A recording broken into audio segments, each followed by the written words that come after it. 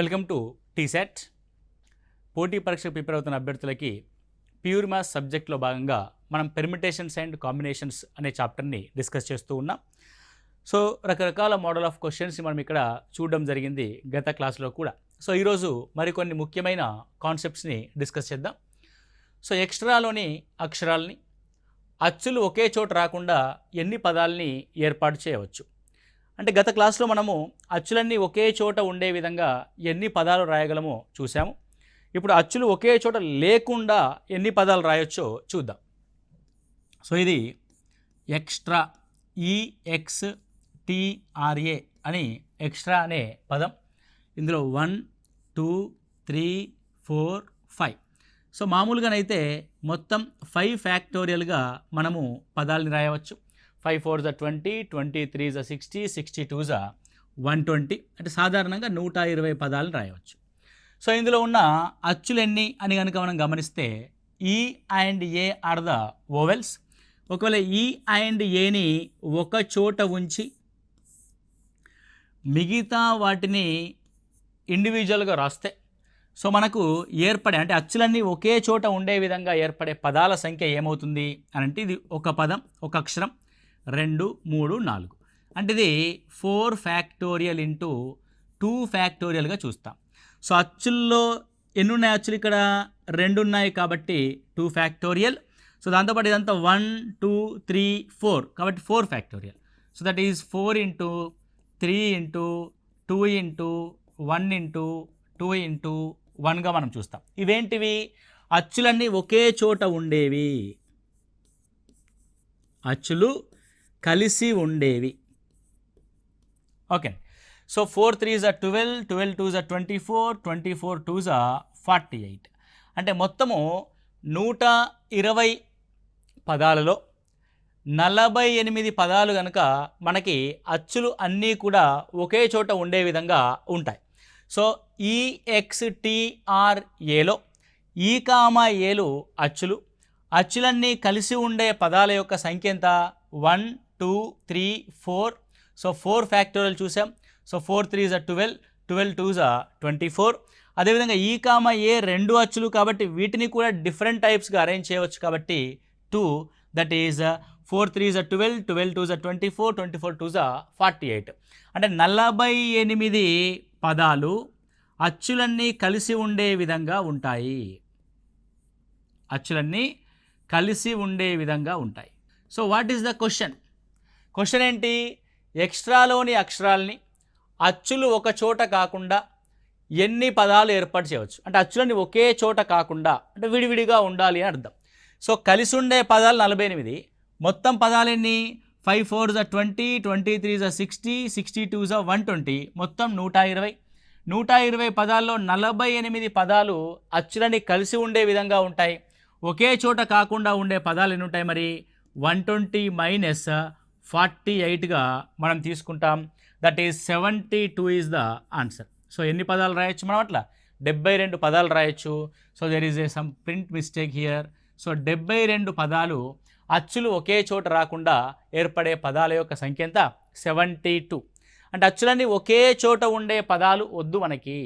అవి కాకుండా మిగతా వాటిలో అచ్చులన్నీ ఒకే చోట ఉండవు, అచ్చులన్నీ ఒకే చోట రాకుండా ఉండే పదాలు. Okay right. ఇంకొక విషయం కూడా ఇక్కడ మనం గమనించవచ్చు. మొత్తం ఇది 1 2 3 4 5 5 అక్షరాల ఏంటిది ఇది? పదం.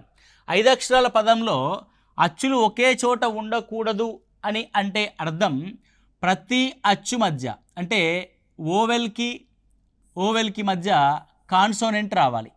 సో ఓవెల్కి మధ్య కాన్సోనెంట్ రావాలి. సో ఇప్పుడు ఒక ఓవెల్ ఒక కాన్సోనెంట్ ఉంది. సో మిగతా మూడింట్లో ఏదైనా రావచ్చు అని అర్థం. సో ఈ రకమైన కాంబినేషన్లో అంటే పెర్మిటేషన్లో అరేంజ్మెంట్లో మనం చూడడం జరుగుద్ది. రైట్. సో ఆ విధంగా ఏర్పడేవి మొత్తం 72 పదాలు అనేవి ఏర్పడతాయి.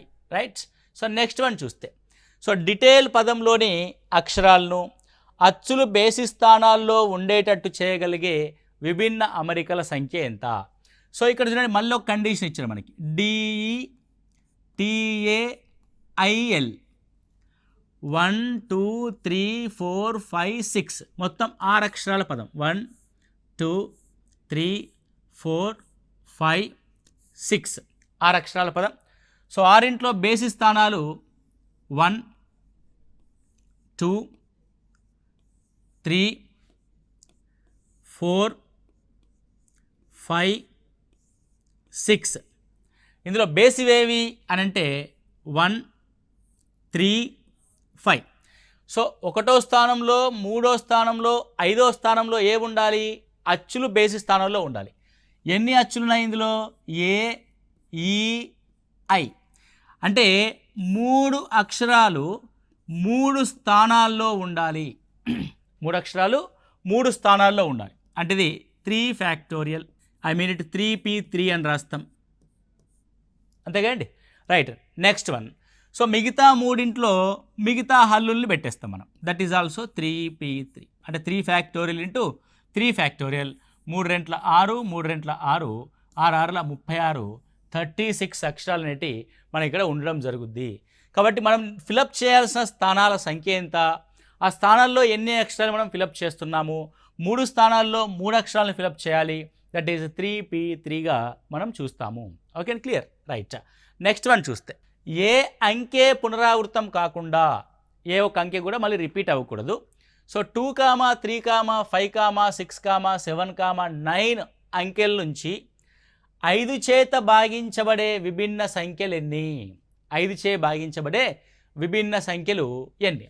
సో ఇక్కడ యూజ్ చేస్తున్న డిజిట్స్ ఎన్ని? 2 3 5 6 7 9. సో ఒక సంఖ్య 5 చేత భాగించబడాలంటే లాస్ట్ డిజిట్ ఖచ్చితంగా 5 లేదా 0 ఉండాలి. కానీ ఇక్కడ 0 ఉపయోగించడానికి లేదు, 5ను మాత్రం ఉపయోగించాం. అంటే 1 2 3 4 5 6 అంటే 6 అంకెలు కలిగిన సంఖ్య. 6 డిజిట్ వర్డ్ ఇది. 1 2 3 4 5 6. సో 1 2 3 4 5 6. 6 డిజిట్లో లాస్ట్ డిజిట్ ఆల్రెడీ ఫిక్స్ అయిపోయింది 5గా. దీన్ని మళ్ళీ వాడకూడదు. ఓకే, ఇక 5ని ఆల్రెడీ వాడేసాం కాబట్టి మిగిలిన సంఖ్యలన్నీ 1 2 3 4 5. ఈ 5ని 5 డిఫరెంట్ టైప్స్గా మనం అరేంజ్ చేస్తే 5 into 4 into 3 into 2 into 1. So 5 4s 20, 23s 60, 62s 120. కాబట్టి ఎన్ని అక్షరాలు ఏర్పాటు చేయొచ్చు మనము? సరే, ఎన్ని సంఖ్యలను ఏర్పాటు చేయొచ్చు? 120 సంఖ్యల్ని ఏర్పాటు చేయవచ్చు. Option 4 120 is the answer. Okay, so ఇక్కడ మీరు గమనించాల్సింది ఏంటంటే అది ఎన్ని అంకెల సంఖ్య అన్నది కూడా మీరు గమనించాల్సి ఉంటుంది. ఒకవేళ ఇదే క్వశ్చన్ కనుక డిఫరెంట్గా అడిగాడు అనుకోండి. సో ఏమడిగాడు ఇక్కడ అని అంటే 2 3 5 7 9 అంతేనా? ఇంకేమున్నాయా? సో 2 3 5 6 7 9. 6 కూడా ఉంది. 6 7 9. సో 5 చే భాగించబడే సంఖ్యలు నేను ఏమంటానంటే 5 చే భాగించబడే 3 అంకెల సంఖ్యలు అంటాను నేను. 3 అంకెల సంఖ్యలుగా చూస్తున్నాను. ఓకే, అంటే ఇక్కడ 3 అంకెల సంఖ్య అని ఇవ్వలే, అన్నిటిని ఉపయోగించమన్నాడు కాబట్టి మనకు 6 అంకెల సంఖ్య ఏర్పడింది. దీనేమంట 3 అంకెల సంఖ్య అంట. లేదు అని అంటే కండిషను 99 నుంచి 1000 మధ్యలో, 99 1000 మధ్యలో, 1000 మధ్యలో ఎన్ని 5 చేత భాగించబడతాయి? Same question. 2 3 5 6 7 9 అనే అంకెల్ని ఉపయోగించి ఏర్పాటు చేయబడిన సంఖ్యల్లో ఎన్ని 99 నుంచి 1000 మధ్యలో ఉంటూ అవి 5 చేత భాగించబడతాయి. లేదా డైరెక్ట్గా మిమ్మల్ని కన్ఫ్యూజన్ లేకుండా క్లారిటీగా అడిగితే 5 చే భాగించబడే 3 అంకెల సంఖ్యలు ఎన్ని అని కూడా క్లియర్గా అడగచ్చు. సో 3 అంకెల సంఖ్యలు 1 2 3 ఇవి 3 అంకెల సంఖ్యలు. అందులో ఒకటి 5 చేత భాగించబడాలి. 5 చేత భాగించబడాలంటే చివరి సంఖ్య ఫిక్స్డ్. 5 చేత, 5 అనేది చివరి సంఖ్యని ఫిక్స్ చేసాం. ఇప్పుడు 5ని ఫిక్స్ చేసినాం. సో ఎన్ని ఉన్నాయిగా మళ్ళీ 1 2 3 4 5. కాబట్టి 5ని ఆల్రెడీ ఫిక్స్ చేసాం కాబట్టి ఈ 2 స్థానాల్లో 5 అంకెల్లో ఈ 2 స్థానాలని ఫిలప్ చేయాలి. 5p2 right and so that is answer will be 5 × 4 = 20. మిగిలిన 5 అంకెల్ని 2 స్థానాల్లో అమర్చాలి. 20 విధాలుగా అమర్చవచ్చు. ఓకే, ఎన్ని విధాలుగా అమర్చవచ్చు అండి? 20 విధాలుగా అమర్చవచ్చు. సో ఇలా ఎన్ని అంకెలు రాస్తున్నాము, ఆ కండిషన్ ఏంటి అన్నదాన్ని పర్టికులర్గా మనం చూడాల్సి ఉంటుంది. ఒకవేళ ఇదే సమస్యని 2, 3, 2, 3, 5, 6, 7, 9 అంకెల్ని ఉపయోగించి 3 అంకెల సంఖ్యల్లో ఎన్ని సరి సంఖ్యలు ఉంటాయి, ఎన్ని సరి సంఖ్యలు రాయవచ్చు.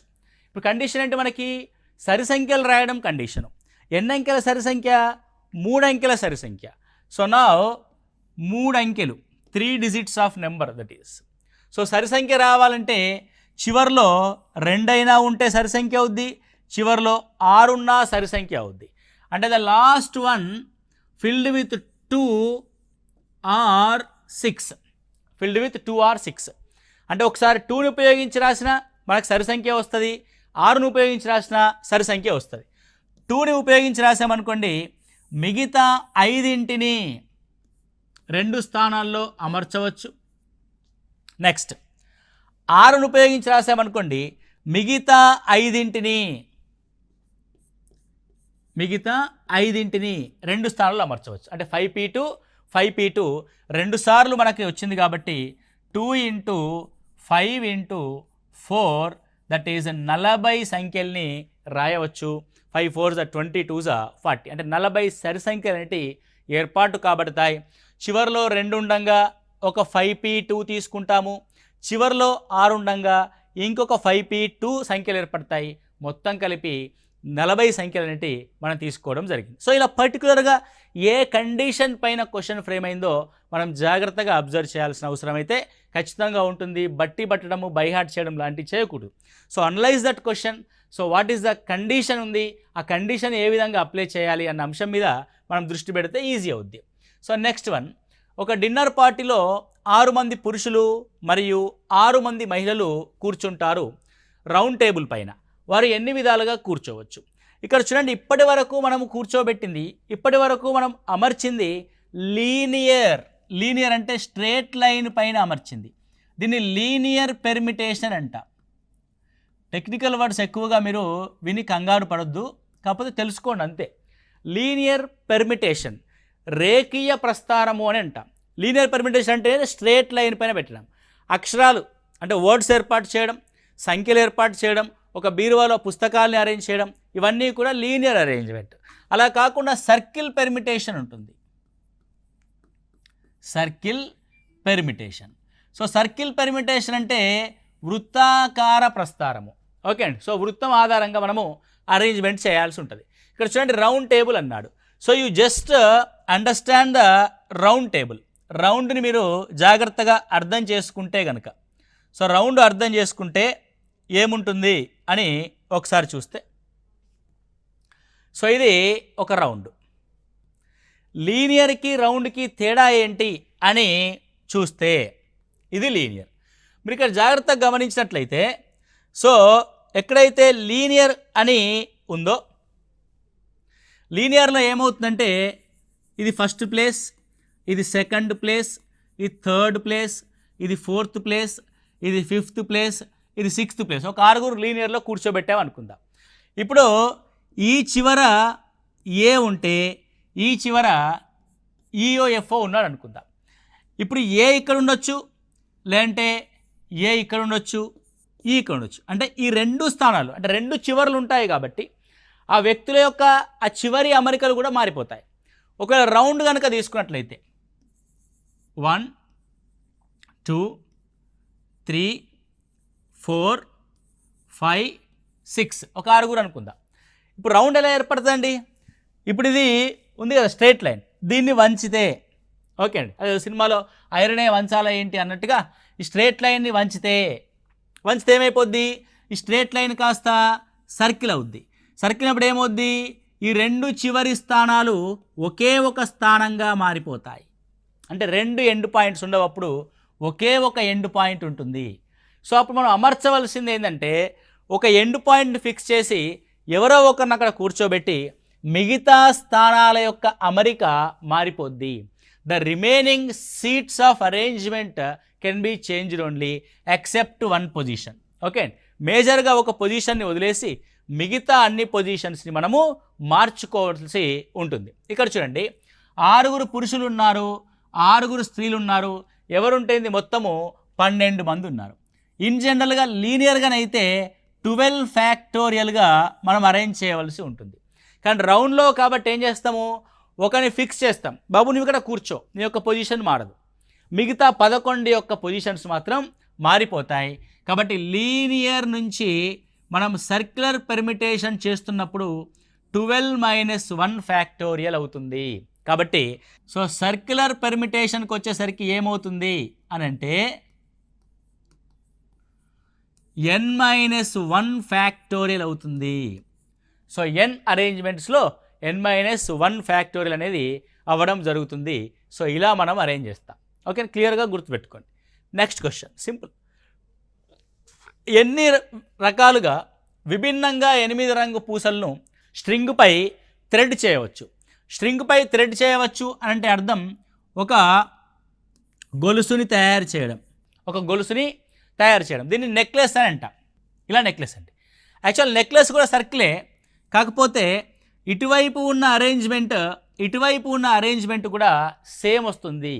అంటే సర్క్యులర్ అరేంజ్మెంట్కి వచ్చేసరికి n-1 ఫ్యాక్టోరియల్ తీసుకుంటాము, నెక్లెస్ అరేంజ్మెంట్కి వచ్చేసరికి హాఫ్గా డివైడ్ చేస్తాం దాన్ని. That will be n-1 factorial by 2గా మనం తీసుకుంటాం. This is 7 factorial by 2. 8 పూసలు ఉన్నాయి కదా, 8లోంచి ఒకదాన్ని మేజర్గా పెట్టి మిగతా 7ని డిఫరెంట్గా అరేంజ్ చేసి బై 2గా చేస్తాం. ఎందుకంటే వృత్తం అన్నప్పుడు ఇటువైపు కూర్చున్న వ్యక్తి ఏ, ఇటువైపు కూర్చున్న వ్యక్తి బి అనుకోండి. సో ఏ కామా బీలు ఇంటర్చేంజ్ అయితే మనకు కొత్త అరేంజ్మెంట్ వస్తుంది.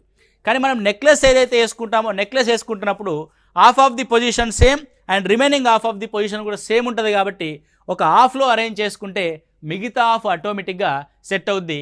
అందుకే మనం ఏం తీసుకున్నామంటే హాఫ్గా మనం దీన్ని తీసుకోవడం జరుగుద్ది. That is 7 × 6 × 5 × 4 × 3 × 2/2. So 2 2 cancel.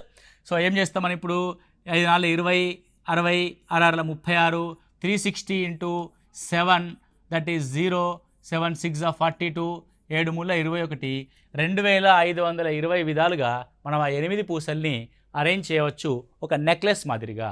Okay, next one చూస్తే సో 1 2 3 4 మరియు 5 అంకెలతో 4 అంకెల సంఖ్యలు ఎన్ని ఏర్పడతాయి? సో 1 2 3 4తో 5 అంకెలు ఉన్నాయి, 5లో 4 అంకెల సంఖ్యలు అంటే 5p4గా రాస్తాం. దట్ విల్ బి 5 × 4 × 3 × 2 × 1, 5 4 20, 23 60, 62 120గా మనం రాస్తాం. Simple question. నెక్స్ట్ వన్, 15 మంది నుంచి 11 మంది గల ఒక క్రికెట్ 11 ఆటగాళ్ళని 15 మంది నుంచి 11 మంది గల ఒక క్రికెట్ 11 ఆటగాళ్ళని ఎన్ని విధాలుగా ఎంపిక చేయవచ్చు? సో ఇక్కడ చూడండి సెలక్షన్ అనేది ఉంది. సో సెలక్షన్ అనే పదం వచ్చినప్పుడు when we have the selection, the question దేనికి వచ్చేసింది? కాంబినేషన్కి వచ్చింది. Combination. So combination that means NCR. ఎంతమంది ఉన్నారు అక్కడ? 15 మంది ఉన్నారు. ఎంతమందిని సెలెక్ట్ చేయాలి? 11 మందిని సెలెక్ట్ చేయాలి. 15 మందిలోంచి 11 మందిని సెలెక్ట్ చేయాలి. మీకు ఆల్రెడీ చెప్పాం in the beginning of the chapter permutations and combination ఒక కాన్సెప్ట్ వీడియో అనేది మీకు ఉంటుంది. దీన్ని ఎలా షార్ట్కట్ వేలో చేస్తామో అక్కడ డీటెయిల్గా చర్చించాం. మళ్ళీ ఒకసారి చూస్తే 15కి 11కి ఎంత డిఫరెన్స్ ఉంది? 6. కాబట్టి నువ్వేం చేస్తావంటే 15 నుంచి 6 నెంబర్స్ని తీసుకో. 13, 12, 11, 10. ఓకే, 6 నెంబర్స్ తీసుకున్నాం బై. సో 6 నెంబర్లు తీసుకున్నావు కదా, ఇప్పుడు 6తో 6 ఫ్యాక్టోరియల్తో డివైడ్ చేయి. 6 × 5 × 4 × 3 × 2 × 1. Okay, so 4 3s 12 cancel. Next ఇంకేముందండి? 5 3s 15 cancel. Next 6 2 3s 2 7s. Okay, ఇంకా 3 3 క్యాన్సల్, ఇంకొన్ని క్యాన్సిల్ అవుతాయి, ఎస్ క్యాన్సిల్ అవుతుంది 2. So 2 5s 10. సో ఏం మిగిలింది finally 7 × 13 × 5.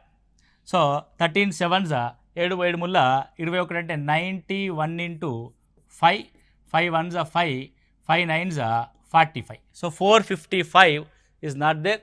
So that is option none of this. ఒకసారి మీరు క్లియర్గా క్యాలిక్యులేషన్ పార్ట్ ఒకసారి చూసుకోండి. 4 3s 12 వాజ్ క్యాన్సల్డ్. సారీ 11 ఉంది కదండి. 455 × 11 also there. So 7 13s 91 and 11 × 5 ఉంది. 91 × 5 455 × 11. So 11 5s 55, 11 5s 55 plus 5 60, 11 4 44 plus 6 5005. So మొత్తానికి అయితే మళ్ళీ ఆన్సర్ ఎంత వచ్చింది, నన్ ఆఫ్ దిస్ వచ్చింది, దట్ ఈస్ 5005గా మనం చూస్తాం. Okay right, this is the way of approach for the combination. So ఎంతమందిని తీసుకున్నాం, 15లోంచి 11 మందిని తీసుకున్నాము. ఓకే రైట్, నెక్స్ట్ వన్ చూస్తే 6 పురుషులు 3 స్త్రీలలో 3 స్త్రీల్లోంచి 3 పురుషులు 2 స్త్రీలు ఉండే విధంగా 5 మంది గల కమిటీని ఎన్ని రకాలుగా ఏర్పరచవచ్చు. సో ఏమంటున్నాడు, 6 పురుషులులోంచి 3 తీసుకోవాలి. 6C3 కమిటీ పూర్తయిందా, అవలే, ఐండ్ అన్నాం కాబట్టి ఇంటూ తీసుకోవాలి. మీరు చూడండి పెర్మిటేషన్స్ అండ్ కాంబినేషన్స్లో ఆర్ అనే అర్థం వస్తే ప్లస్ తీసుకోవాలి, ఐండ్ అనే అర్థం వస్తే మల్టిప్లికేషన్ని తీసుకోవాల్సి ఉంటుంది. ఇప్పుడు 3 స్త్రీలలోంచి 2 స్త్రీలని ఎన్నుకోవాలి కాబట్టి 3C2. 6C3 అంటే 6 × 5 × 4/3 × 2 × 1 × 3 × 2/2 అంటే 3. 3C2 అంటే 3. Right, now 3 cancel, 2 2s 4, 5 2 10, 16 60.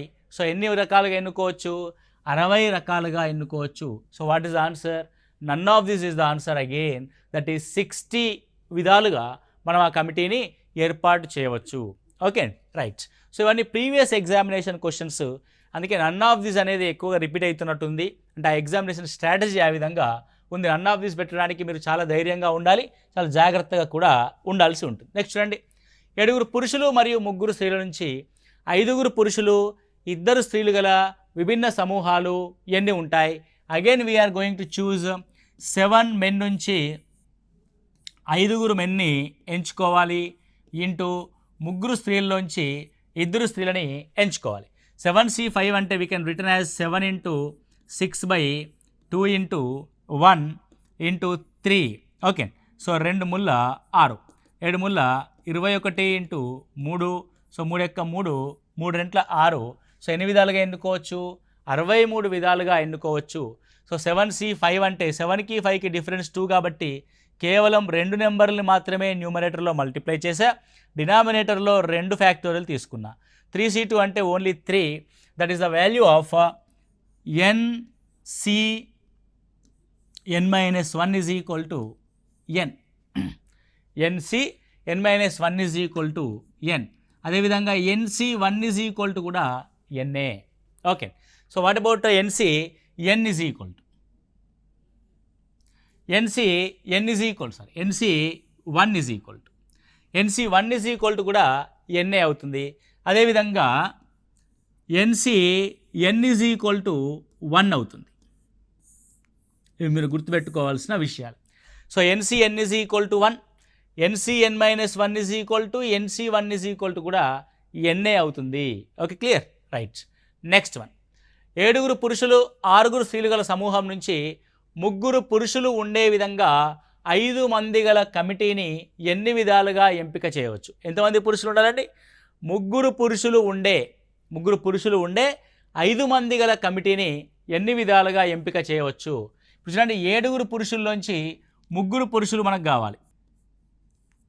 7C3 into 6 స్త్రీలలోంచి మిగిలిన 2 కావాలి. 6C2. 5 కమిటీ అయిపోయింది. సో 7C3 అంటే 7 × 6 × 5/3 × 2 ఇంటూ 1. 6e2 అంటే 6 into 5 by 2 into 1. Okay, so 3 రెంట్ల 6, again 2 మూల 6.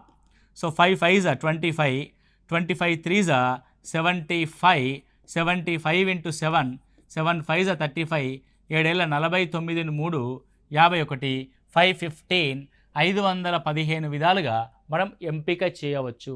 515 విధాలుగా మనం ఎంపిక చేయవచ్చు. సో బై ద క్యాలిక్యులేటింగ్ 7 5 35, 35 15 చేసినా కూడా నీకు అంతే వస్తుంది, రైట్ అండి. ఈ విధంగా మనము ఎంపిక చేసుకోవచ్చు. ఒక తరగతిలో 27 మంది బాలురు, 14 మంది బాలికలు ఉన్నారు. ఉపాధ్యాయుడు ఒక బాలుడిని ఎంచుకోవాలి అనుకున్నప్పుడు ఒక ఫంక్షన్ కోసం తరగతికి ప్రాతినిధ్యం వహించే ఒక అబ్బాయి మరియు ఒక అమ్మాయి ఉండే విధంగా గురువు ఎన్ని విధాలుగా ఎంపిక చేయగలడు? ఓకే, సో ఇక్కడ చూడండి, ఉపాధ్యాయుడు ఇది లేదు, ఇది ఉపాధ్యాయుడు ఎంచుకోవాలనుకున్నాడు ఒక ఫంక్షన్ కోసం. తరగతికి ప్రాతినిధ్యం వహించడానికి ఒక అబ్బాయి మరియు ఒక అమ్మాయి ఉండే విధంగా ఆ గురువు ఎన్ని విధాలుగా ఎంపిక చేయగలడు? రైట్, లెట్స్ సీ మొత్తం ఎంతమంది ఉన్నారు? 27 మంది బాలురు ఉన్నారు. కాబట్టి 27 మంది బాలురులోంచి ఒకరిని, నెక్స్ట్ 14 మంది బాలికల్లోంచి ఒకరిని ఎంపిక చేసుకుంటే సరిపోద్ది. 27 C1 into 14, the answer will be 27 into 14. Answer 27 into 14. So 14 7s 70, 28 అంటే 98. Okay, so 14 2s 28. It will be 378 విధాలుగా ఎన్నుకోవచ్చు. 378 విధాలుగా మనం ఎన్నుకోవచ్చు. సో నెక్స్ట్ క్వశ్చన్, పరీక్షలో 3 బహిరైచ్ఛిక ప్రశ్నలు మరియు ఒక్కొక్క దానికి 4 ఎంపికలు ఉన్నాయి. విద్యార్థి అన్ని సమాధానాలు పొందడంలో విఫలమయ్యే మార్గాల సంఖ్య ఏది? విఫలమయ్యే మార్గాల సంఖ్య ఏది? ఫర్ ఎగ్జాంపుల్ ఒక క్వశ్చన్ ఉందండి. ఒక క్వశ్చన్కి 4 ఆప్షన్స్ ఉన్నాయి. 1 2 3 4. ఈ 4గింటిని ఎన్ని విధాలుగా ఎన్నుకోవచ్చు? అతను 4గింటిని ఎన్ని విధాలుగా ఎన్నుకోవచ్చు? ఒక ఆప్షన్ అంటే ఒక ఆప్షన్ ఎంచుకోవాలంటే 4C1 అంటాం మనం. సో 4C1 అంటే 4. సో 4 ఇంటూ 4 ఇంటూ 4, ఎందుకంటే 3 క్వశ్చన్స్ కాబట్టి. ఫస్ట్ క్వశ్చన్కి 4 విధాలుగా ఎన్నుకోవచ్చు, సెకండ్ క్వశ్చన్కి 4 విధాలుగా ఎన్నుకోవచ్చు, థర్డ్ క్వశ్చన్కి 4 విధాలుగా ఎన్నుకోవచ్చు. ఎందుకు? అక్కడ ఉన్నాయి 3 బహుళైచ్ఛిక ప్రశ్నలు అన్నాడు కాబట్టి. అంటే మొత్తము ఆన్సర్ని ఎన్నుకునే విధాలు 64. సో 3ంటికి 3 కూడా కరెక్ట్ ఆన్సర్ని ఎంచుకోవడం ఛాన్స్ అంటే ఒకే ఒక్కసారి ఛాన్స్ ఉంటుంది. ఎందుకంటే ఇందులో బీని ఎంచుకున్నాడు, రైట్ ఆన్సర్ అయింది. రెండో దాంట్లో సి ఎంచుకున్న రైట్ ఆన్సర్ అయింది. మూడో దాంట్లో డి ఎంచుకున్న రైట్ ఆన్సర్ అయింది. అంటే ఒకే ఒక ఛాన్స్ ఉంటుంది. ఆ కాంబినేషన్స్ మనం రాస్తూ వెళ్తూ ఉంటే అన్నిట్లో కరెక్ట్ ఆన్సర్ చూజ్ చేసుకోవడానికి ఉన్న అవకాశం ఒకటే ఒకటి ఉంటుంది. ఫర్ ఎగ్జాంపుల్ మనము హెడ్స్ అండ్ టైల్స్ ఆడామనుకోండి, 3 కాయిన్స్ ఎగరేస్తే 3ంటికి 3 హెడ్స్ పడే ఛాన్స్ ఎంత ఉంటుంది? ఒకటే ఒకసారి వస్తుంది. అలాగే ఈ 64 అవకాశాల్లో ఒక్కసారి మాత్రమే అన్ని ప్రశ్నలకి సరైన సమాధానం చెప్పగలడు. మిగతా 63 సార్లు అన్నింటికీ సమాధానం చెప్పడంలో విఫలమవుతాడు, ఫెయిల్ అవుతాడు. కాబట్టి అన్నింటికీ సమాధానం చెప్పడంలో విఫలమయ్యే మార్గాల సంఖ్య ఎంత అంటే 64లో ఒక్కసారి మాత్రమే సక్సెస్ కాగలడు. కాబట్టి మిగతా 63 సార్లు అతను ఫెయిల్ అవుతాడు. కాబట్టి వాట్ ఈస్ ద ఆన్సర్?